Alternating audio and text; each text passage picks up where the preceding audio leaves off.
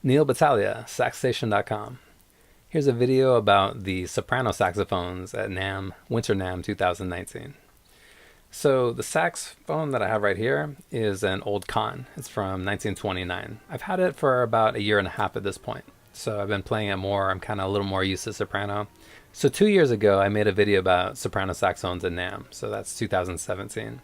And I had my mouthpiece, and I ended up getting a carbon fiber reed. But I wasn't all that used to soprano saxophone at that point. So I was playing some saxophones. I was kind of having an idea of what I liked because I have been playing alto and tenor for a lot longer. Tenor the most, really, but a bit of alto. So I tried a bunch of saxophones, but I wasn't always sure if it was me not being used to soprano or if it was that I liked something more or something less. I wasn't really sure because I wasn't as used to soprano at this point. So this year, I've been playing soprano for a little bit longer. I have my own soprano. I play it quite a bit more than I did before I had a soprano, which obviously. But I tried out some different sopranos, and I think I went to the Cannonballs first. There's a little lineup of these Cannonball sopranos. I tried them all. And one of the first things you notice about the sopranos is, at least for me, is the necks. So here it's a one-piece instrument. You just put the mouthpiece on the instrument, and then you play. On a lot of sopranos, or at least the more modern sopranos, they have a detachable neck. And sometimes there's two options. You can have a straight or kind of a curved. And basically the reason for that is that on saxophone, you kind of want the mouthpiece like coming out of your mouth, kind of almost horizontal. Not quite horizontal maybe, but almost. And on soprano, if you have a straight soprano, you have to hold it out like that, which is all right. I do it. That's the kind of saxophone I have. It's a straight soprano. But if you have a little bit of a curve, you basically can have it a little bit lower and have the mouthpiece more at the right angle. And with a curved soprano, it's more like you're holding like a little alto. You kind of hold it up. You don't have to hold it way out in front of you like you would with a straight soprano. So what I saw is that sometimes the saxophones have the detachable necks, and maybe it has two options, the straight or the curved. Sometimes they're built straight. That's, I think, how they all used to be back in the day. And sometimes they're actually built curved. So like with it's a straight soprano still, but it has a curved neck. So it's a little bit, you don't have to hold it quite as high. And then there's the curved soprano. For me, when I first was trying out these sopranos and the curved sopranos and straights and all these different variations, is that I kind of didn't like the curved soprano. I think they look cool. I've heard them sound really good when other people play them, but for me, I just kind of didn't feel like it worked as well for me. I kind of like the straight or just the curved neck. I think both of those options are pretty good for me. At least I'm more used to them. With the curved sopranos I played, I took a few clips, and it kind of seems that they sound similar, but to me, it feels different. So kind of think about that. Part of what you're doing when you're playing though is you're hearing what you hear. So if you prefer the straight one or the curved neck or the curved soprano, it's kind of personal preference. But every single curved soprano I tried, I didn't really like. I didn't actually get a chance to try the rampones. I remember the rampones were pretty cool when I tried them the first year, and one of my former teachers, he has a rampone curved soprano that he really likes. I think what actually happened was the rampone booth was pretty popular, so they have them locked up. There's some pretty expensive horns. So I walked by, I saw them, I took a couple of pictures, but I didn't get to try them this year. I probably could have if I really wanted to, but I was looking at other stuff, seeing performances, trying things, talking to people, things like that. So I tried out the Cannonball sopranos.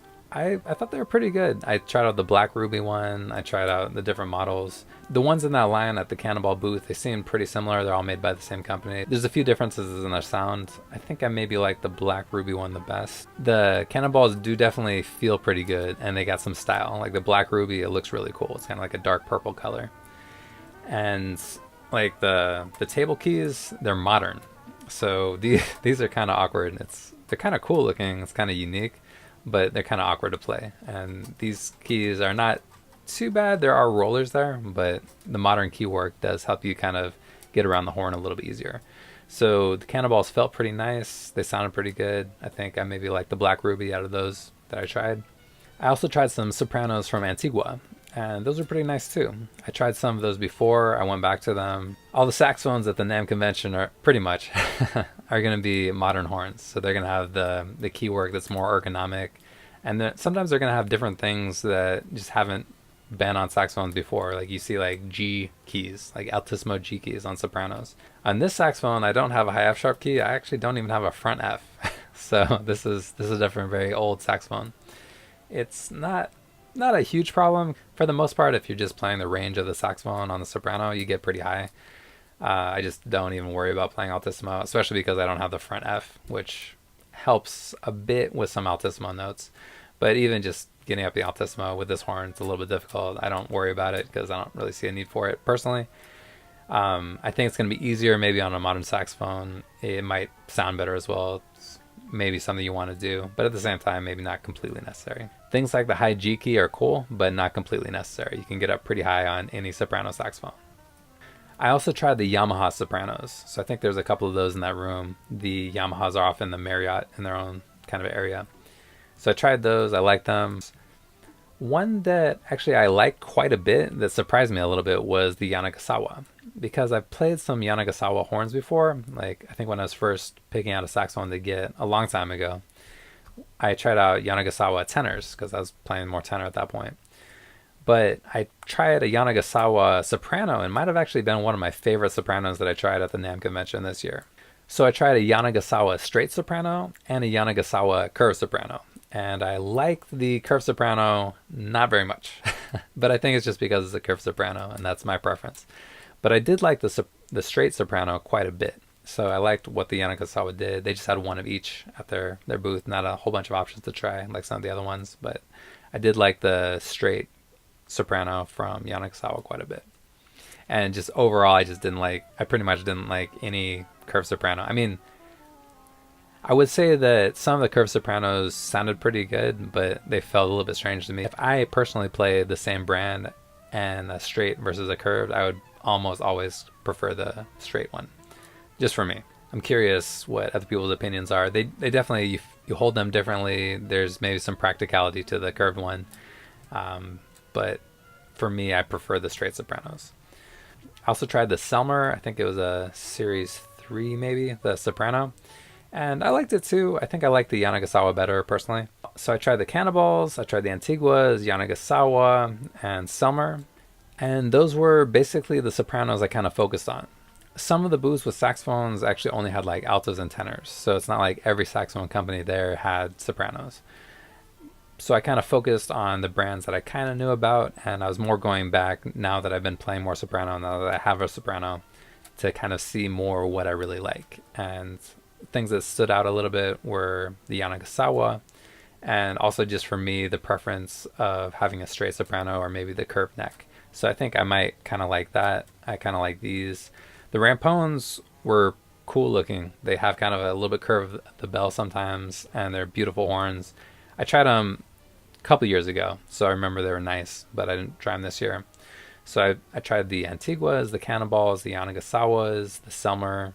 I think if I had to kind of say my top two, I would say maybe Yanagisawa is my favorite, and maybe Yamaha was my second favorite.